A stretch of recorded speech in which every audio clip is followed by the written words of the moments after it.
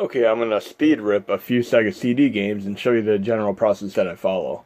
First off, I use Turbo Rip. I'm going to navigate to the directory that's in.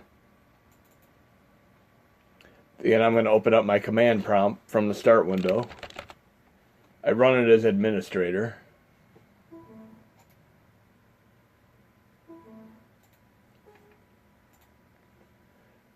Once that's open, I just have to navigate to the directory my Turbo Rip is open. So I'm changing directory, period, to go back. Doing it again. Now I'm in my root of my C drive. Now I'm going to go to the Turbo Rip drive. So I'm changing directory, space, then the ISO rip folder. Then I'm changing directory to the Turbo Rip folder. Now by typing in the name of the executable, I get my options. I have to use Daemon Tools Lite, and I will mount the image that I want to rip. I'm going to rip Afterburner 3. So I'm going to right click, rename, and copy the name of the file. You'll see why in a minute. I'm mounting it. It's already mounted. I just mounted it a minute ago. So now that it's mounted, I'm going to go down to my Turbo Rip and my CMD prompt.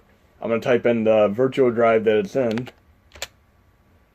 It's going to say not identified as a valid PC Engine TurboGrafx CD-ROM game, but you could do this for pretty much Sega CD, PlayStation 1, blah, blah, blah, many different systems, even 3DO.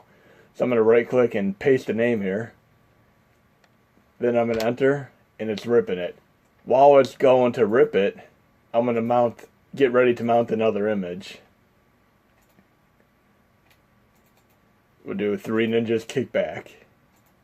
I'm copying the name of it, but I'm not going to open it until this one's done.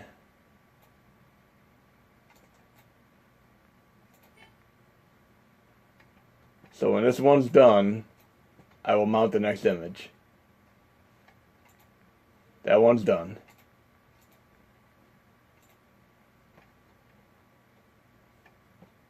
Now that one's mounted.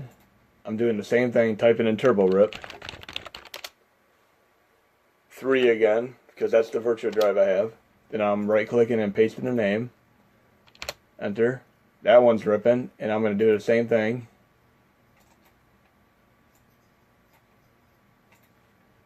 Get ready to mount yet another image. We'll do Advanced Dungeons and Dragons, Eye of the Beholder. I'm renaming, copying, and I'm ready to open it and mount it the moment the other one finishes. You'll know over here when it's done, it says it'll go back to the root directory of that Turbo Rip. So I applied this one. Again, Turbo Rip. 3.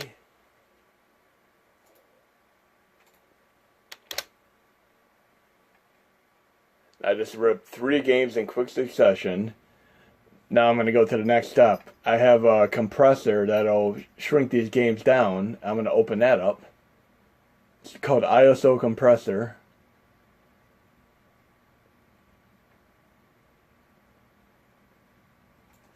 And it can be used for PlayStation, etc., but I prefer to use this for Sega CD, and I prefer to use the other program right here for PlayStation 1, PopStation GUI. That one works better for PlayStation. This one here works better for Sega CD. My compression level, I'm changing from default to the best compression, level 9. Now I'm going to browse the files that I just ripped into ISO format.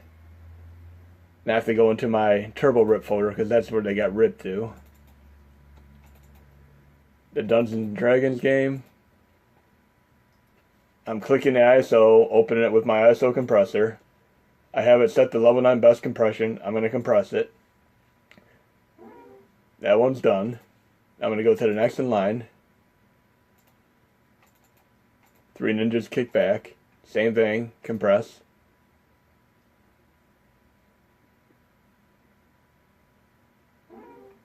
That one's done. I'm going to go to the next one in line. Afterburner 3. Now sometimes if you have a bigger file or you're multitasking, this may hang and say not responding. Just leave it alone. Within a couple minutes, it'll still finish the process. It does not hang or crash like a lot of programs do. This will actually finish as long as you give it its time to finish. Now, next step is I'm going to open up Hackshi 2, and I'm going to show you how I add these ripped games so that they run within the HMod.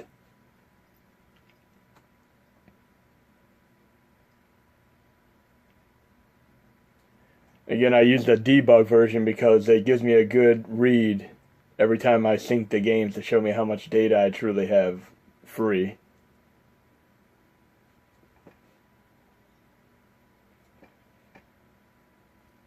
While that's opening, I'm going to show you one other thing. We were talking about PlayStation 1 game ripping before. I'm going to do another PlayStation rip.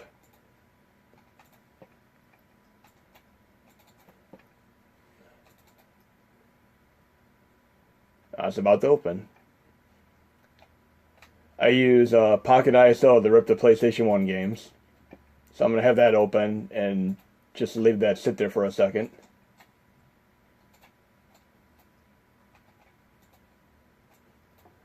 Now I'm going to select the ISO I want to rip, and I am choosing Gradius Gate in a great shoot 'em up game. I'm opening it, and once I have it loaded into the memory of Pocket ISO, I'm going to do a 1, 2, 3 combo where I'm going to analyze the ISO. You see the video streams and audio streams. I'm just going to rip them all out. So I'm going to click all. Now that they're all ripped out, I'm going to process it. And while that's running in the background, we see the image size is 562 megabytes. So I'm going to let that run in the background. And I'm going to go to Hackshi and I'm going to add a Sega CD game.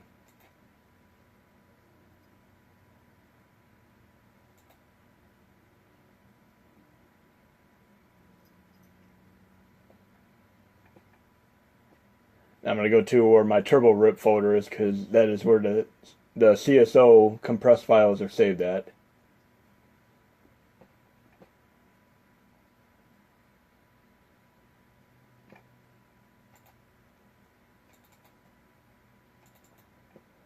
And we're going to do Afterburner 3. And it says Games and Apps. You're going to change this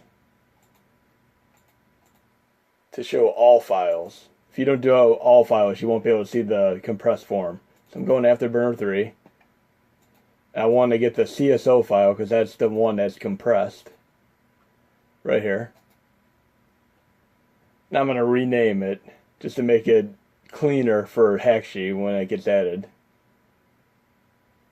I have a little bit of lag because I'm multitasking right now. So you get a perfect example of doing too many processes at once.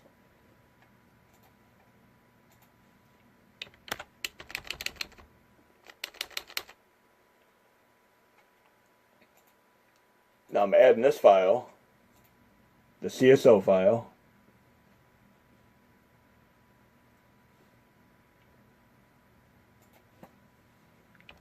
And I can see over here I'm going to do more multitasking. This process is finished. So it processed the ISO fully, and the result size is 28 megabytes. Now one thing I'm going to show you briefly, if I go to the directory that I ripped that to,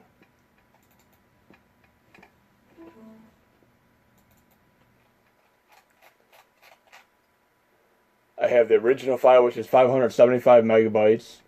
I have the ZNX file, which is the file minus the audio and video, but it's compressed. You have to uncompress it in order to reestablish the bin that it came from. So this bin right here, now that it's compressed, is expendable. You could either move it to a backup folder, or you can let it be overwritten by the ZNX file, because as soon as this uncompresses, it's going to overwrite this file right here unless you back it up. If you remove this file, it's just going to make a new file. So anyways, I'm going to uncompress it. Then I'm going to go back to Hackshi 2.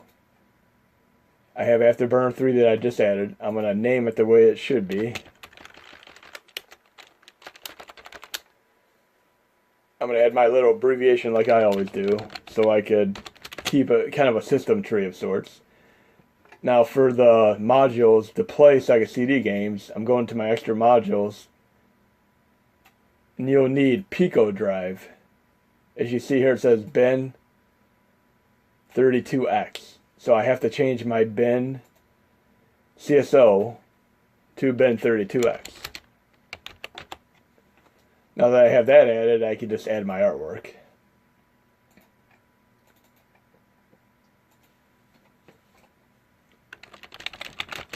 I have all my artwork in my temp folder, so I just do a quick search and find it pretty fast. Just like that. Now we're seeing how the process is going. The uncompression is taking a couple minutes, so I'm going to add another Sega CD game. Going back to my ISO folder, ISO rip, turbo rip. Now I'm going to add 3 Ninjas Kickback. Going back to the CSO file. I'm renaming that one just like the other one.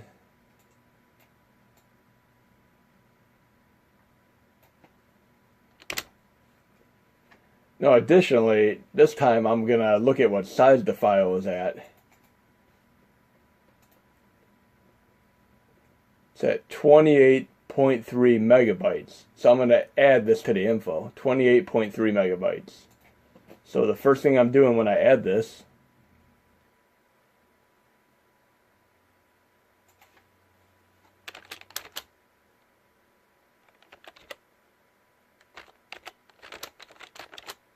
megabytes, my abbreviation for Sega CD, then my 32X for the bin, the point to the HMOD, then I'm going to add my art.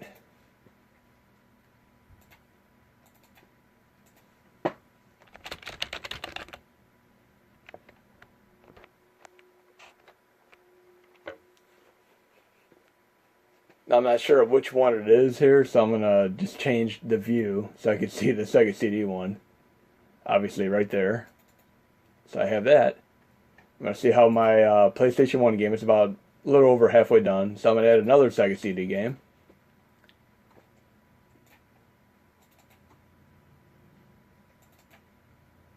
I'm doing the Advanced Dungeons and Dragons. Again, I'm going to rename it. There's not much renaming going on here.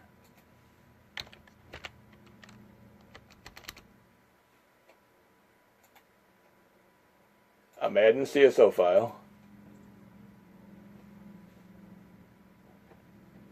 And I didn't take a look at what size it was, so I'm just going to go to add just so I can see the file again. I'm going to see how big the file is. That's 7.34 megabytes. So I'm going to add that to the end of it.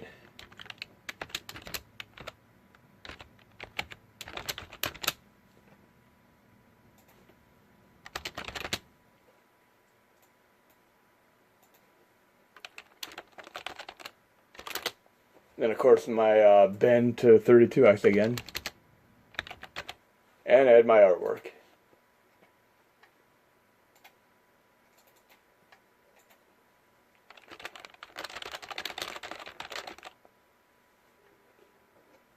Looking for the Sega CD one on the thing.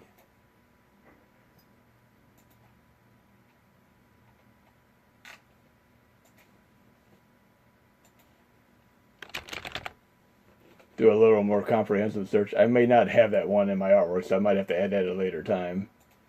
So I have that one just sitting there for right now. This file is almost done. I'll do a brief overview of the Sega CD games I've added thus far. Now, if you have the bin in Q format and you rip to the ISO, then you would just click the ISO like so. But there's some that you could download that are already in ISO MP3 format, and I have a set of those too. But I've been taking games and ripping them to try to get the best I can for US releases. So this progress is almost done, so I'm going to get ready to open up my Pop Station GUI. Now that this is completely done, I'm going to go to Browse. I'm going to load Gradius Gaiden into the memory. of the Pop Station GUI. This is going to be how you compress to play on the mini Nintendo. So I have my Gradius Gaiden, and this is the one that was just replaced since I didn't back it up or move it. So I'm clicking that into memory. It's asking me if I want to throw the cue into there. I'm going to click no. I do not need the cue because it's pointing to files that are no longer there. Now that that's all said and done, I have my compression level set to the highest I can do, right here, 9. Then I'm going to click go and let it rewrite the file. In this game that was originally 562 megabytes, uncompressed, with the video and audio, you get to see the new size. And it's not always going to be with the result size here where it says 28 megabytes. It'll vary up and down slightly depending on how things go. So you may have an 80 megabyte file that ends up being a 100 megabyte file or a 60 megabyte file. But once this is done, I will show you how to add this into Hackshi. So that's done. I'm going into my Hackshi and I'm going to add this new file. So I'm going to the directory I just ripped that to.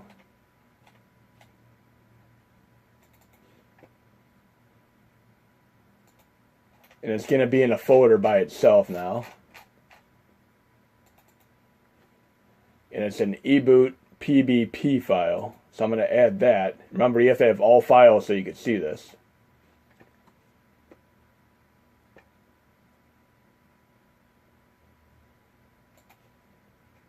And I'm just going to name it like I do everything else. And as far as command line, I'm going into my modules.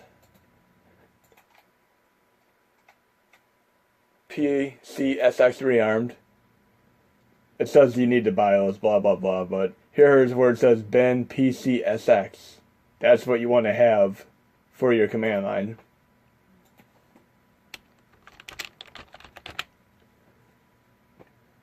Now, as far as the BIOS for PlayStation 1, sometimes you could download the HMod that has the BIOS in it, other times it doesn't. What I did is I made a master BIOS module where you have it in the root directory all the way down.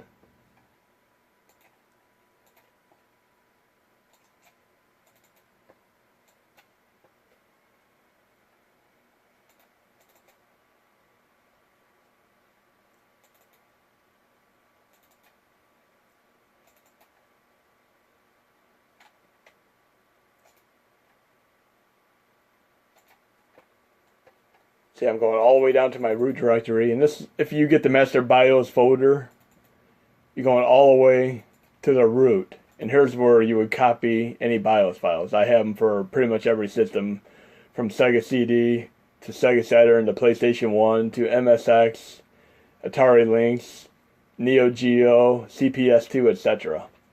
But once you copy these to the root directory, when you go to the modules and go to install, you can install your BIOS module. Me, I just made a master BIOS module, and it includes BIOS for everything, and it does not take up a whole crazy amount of space.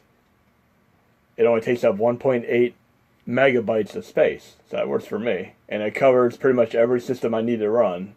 It's less than 2 megabytes of space to run everything. So I hope this helps you guys out with a little bit of compression for Sega CD and PlayStation 1, and there'll be more videos to come.